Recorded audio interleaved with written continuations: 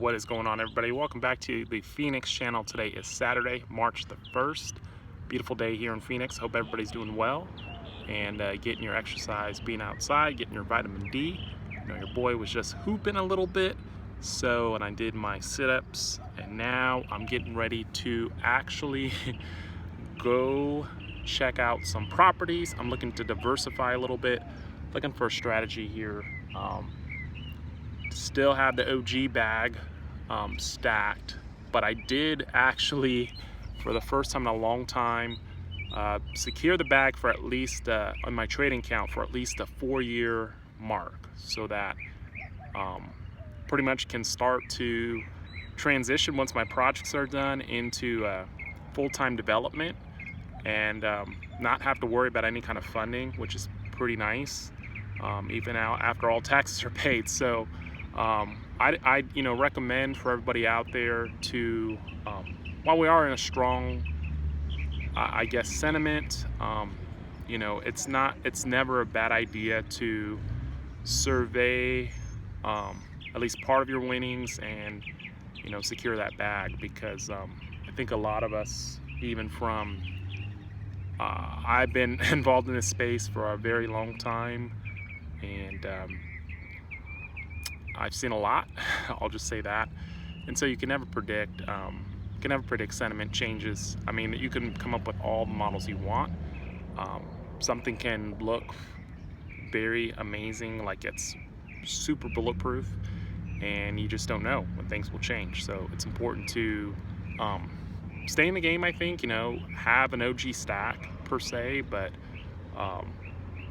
when you get a sense that people are fully too greedy and over leveraged, and to the extent that they actually have no dollars in their accounts, to me that's kind of a sign that, at least from my trading account perspective, I need to personally de-risk out of that and let things go where they would go. And if it means that we go on a 4-year 4-year drawdown, but that may not happen till the end of the year, I'm okay with that. But if it happens to be that we have some crazy correction anytime soon, that's not going to keep me up at night, so to speak. So I had to do that because I felt like I was a little bit over leveraged, and so personally I'm more of around a 40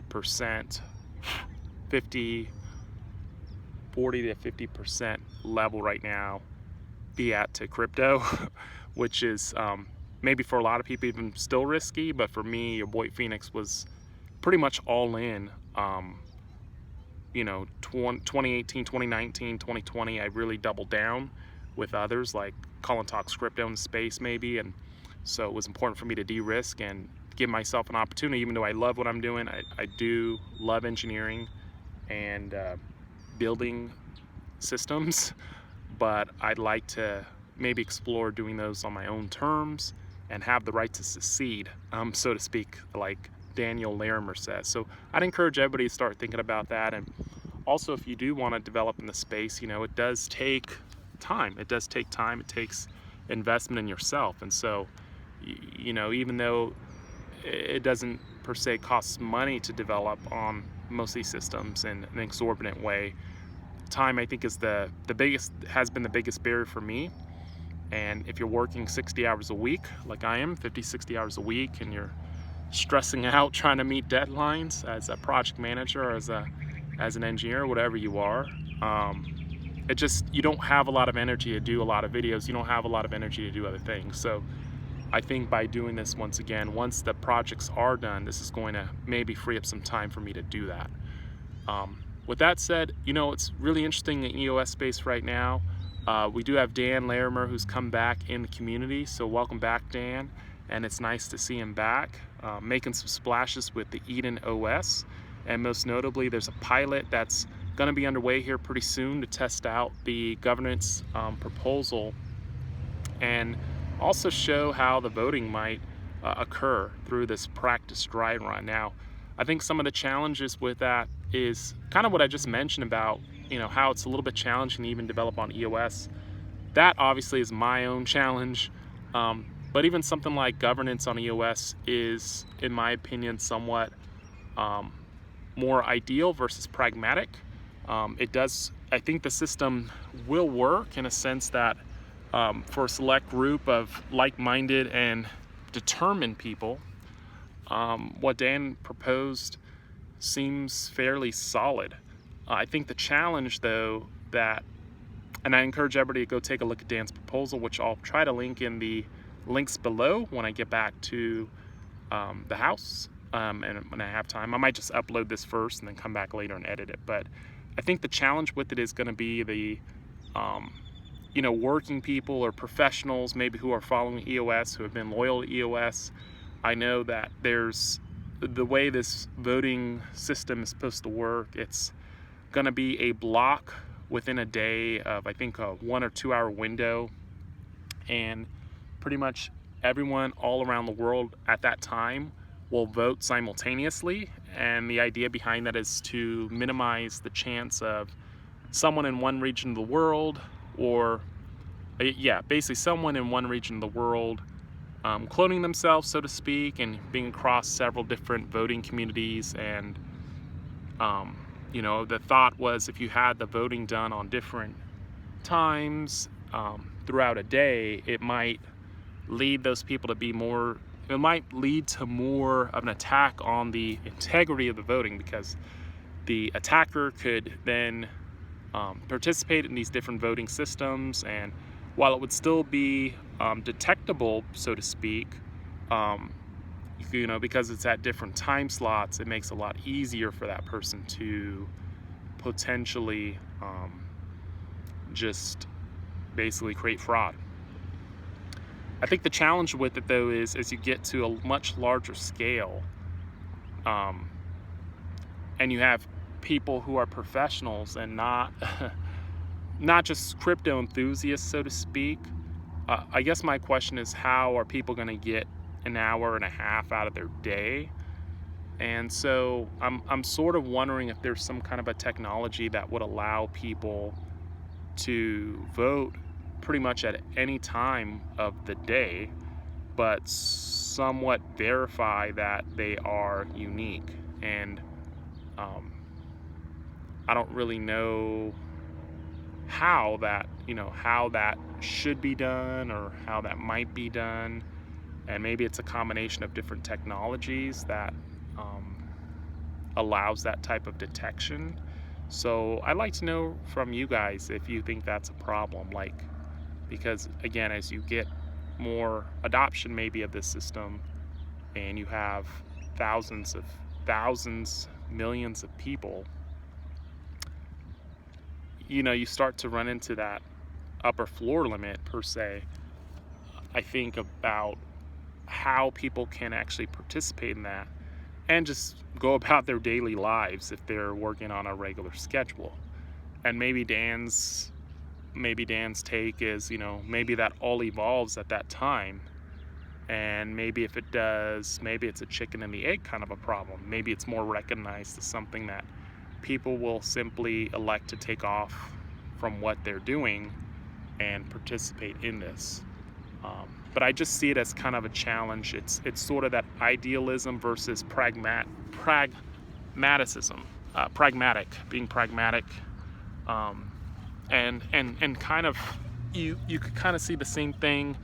I kind of relate this to the issues we saw with voice. If you guys remember that, it was kind of a similar vibe I had, where voice had this very ideal thought process that people would just KYC themselves. And while that's nice in theory, it is ideal. It is not a reality, because most people just don't want to do that for obvious reasons.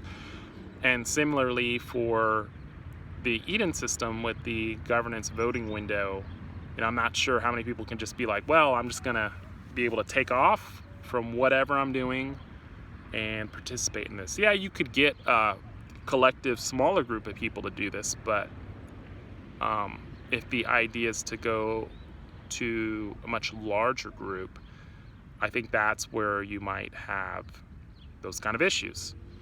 So I'd love to hear what you guys what you guys think about that, and how might, EOS as a community maybe address this type of an issue. What does that look like? I don't know. Maybe it consists of somehow some type of validation system. Maybe it consists of some type of I don't know. Maybe it consists of some type of processing system for detecting bots and duplicates of some kind. I'd like to know what you guys think. Other than that, life is good. We have Michael Saylor still on the track doing amazing things, and Robert Breedlove in Bitcoin. And I think we need something similar in EOS, just to be 100 with you. We need some type of, I know Dan is doing an amazing job, and thank you, Dan, for stepping up and doing those weekly chats. I really enjoy them. It really provides a lot of technical insight on where the community is going, or the technology is going, I should say. I think we need kind of a counterpart to Dan's talks and ambassadors, brand ambassadors. And we have a lot of those in the community, plebs in the community that are brand ambassadors. But if you look at even like what Bitcoin did with a guy like Michael Saylor, and not to say it would be a guy like Michael Saylor, but someone who just gets it, is a little bit more forward thinking, thinks outside the box. EOS needs that. It's not necessarily a Brock Pierce, and I haven't actually heard a lot from Brock Pierce beyond just some initial tweets that he'd be supporting the Eden or the new governance system, but we haven't really heard a whole lot. And I don't think it's going to be a Raoul Pal or whatever his name is, because that's a financial guy. So who do you guys think, if you had a focus on one particular individual, maybe that's the challenge for the community, maybe to bring the likes of a notable influencer in the space and get them on board with understanding what this technology is capable of doing. I think that could do wonders beyond any type of complicated technologies or staking. Block One's putting a lot of effort in that. They've recently released a paper on maybe a proposal to changes in the inflation mechanism. I don't think any of that really matters personally. I mean, it does matter, don't get me wrong, but it's not the main reason why people will support a project. And right now, I think EOS as a whole has still a brand ambassador problem. So some people may not like that, but that's the truth. What else? I recently, if you've been on Twitter, you might have recently saw a post I had on Twitter in which I showed that on Glassdoor, I do a lot of research. I do a lot of maybe atypical research for a crypto investor. This is not investment advice, but I did find on Glassdoor there was a couple previous employees from Block One that did not have nice words to say, so to speak, for Brendan Bloomer. And the sentiment I got from reviewing and analyzing the reviews there was that Brendan, or supposedly at the top, the C-suite of Block One, there is problems making decisions and basically sticking to schedules, and a lot of changes in erratic, lack of processes at the company is what the sentiment I got from the post. I did post it on Twitter and challenge Brendan to a response, so we'll see what we hear back, or if we hear of anything. And it just seemed like they felt, whoever this group of people were that posted these things, felt like there was a lot of red tape and some execution problems. So I don't know, guys. I'd like to, one of the things that would be neat to see is kind of a blog or a video about what passions or what drives some of these people at B1, and what are some of the things they're working on, I don't think any of this is going to be so groundbreaking. I mean, we heard some of those things with voice that it was so groundbreaking they couldn't really provide the details, and it came out, and I'm going to be honest with you guys, it was dead on arrival. It just did not have any real value for most people. And even if I think they would have had the regulations in place, I still don't know if it would have taken off. So those might just be excuses. I think the best thing personally, if I was the CEO of Block 1 at this point, what I would be doing is I'd actually be acquiring different types of projects in the space, not their tokens, so don't get it twisted, but a firm like Chintai I think is ripe for acquisition right now. So I'm predicting that if you know, Brendan and the C-suite team think like your boy Phoenix, you're gonna see an acquisition of Chintai probably within the year, I would say. And similarly, you know, you have a company like Eve, the ride-sharing app out of Canada. I think the same thing there. That would help to get 2 solid projects on Bullish. And so the idea would be that you bring these projects on, you acquire maybe a partial stake, and you eat your own dog food. You list the equities in these companies on Bullish and on your exchange, and sell those as securities. And also perhaps, and it just depends on what extent Bullish, you know, what capabilities Bullish provides. But you could take that even further and go with even the launch of community-based projects on something like Bullish, and have the walled garden that's been talked about for a long time. So if you guys were in Brendan Bloomer's shoes, I'd like to know what you would do, because those are the types of things I'd be looking at right now.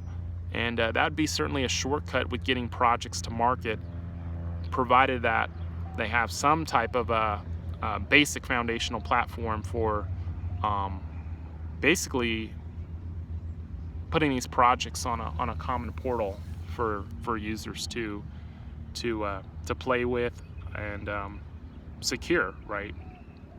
In addition to basic borrowing and lending of Bitcoin and EOS, which is probably in the cards for later this year. So that's my rants. You know, we do it outside. This is not really rehearsed. I appreciate you guys checking out my video. And if you like this content, as always, hit the like button, consider subscribing to this channel. And until next time, guys, peace out, much love, and stay healthy. Peace.